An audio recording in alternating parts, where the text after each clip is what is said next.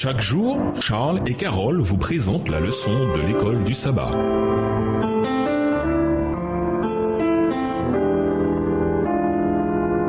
Bienvenue dans votre émission Dieu nous parle. Voilà la leçon 2.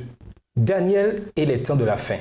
Étude de la semaine, Luc 16, verset 10, Daniel 1 et 2, Daniel 3, versets 1 à 6, Apocalypse 13, versets 11 à 15, Daniel 3, versets 13 à 18, Jean 3, verset 7 et Daniel 4, verset 6. Verset à mémoriser.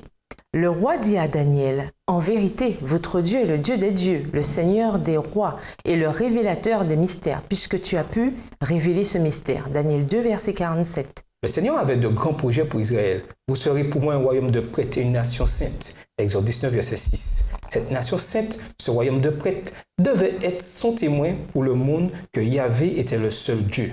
Voir Ésaïe 43, versets 10 et 12. Malheureusement, la nation n'a pas été à la hauteur du saint appel que Dieu lui avait fait. Finalement, elle s'est même retrouvée captive à Babylone. Chose intéressante, Dieu était néanmoins toujours capable d'employer des individus pour qu'ils soient ses témoins, malgré le désastre de la captivité. Autrement dit, dans une certaine mesure, Dieu allait accomplir à travers Daniel et ses 3 camarades de captivité ce qu'il n'avait pas accompli à travers Israël et Juda. En un sens, ces hommes étaient des exemples de ce qu'Israël, en tant que nation, aurait dû être et faire. C'est vrai, leur histoire se déroule très loin de nous, aussi bien géographiquement qu'historiquement. Mais nous pouvons néanmoins trouver chez ces hommes des caractéristiques pour nous servir de modèle à nous qui formons un peuple qui non seulement vit dans les temps de la fin, mais qui est appelé à être des témoins de Dieu auprès d'un monde qui, comme les païens à la cour de Babylone, ne le connaît pas. Que peut-on apprendre de leurs histoires? Et nous vous laissons à cette réflexion.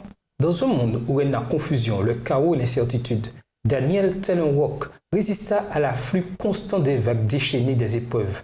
Sa foi en Dieu demeura ferme et constante, si bien qu'il put résister aux eaux impétueuses déferlant contre lui. À la fin des temps, lorsque nous serons en but à des circonstances similaires, nous devrons nous rappeler de quelle façon Daniel s'est accroché à son Sauveur et l'imiter.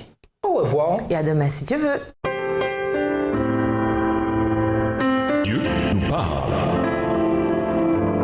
Chaque jour, Charles et Carole vous présentent la leçon de l'école du sabbat.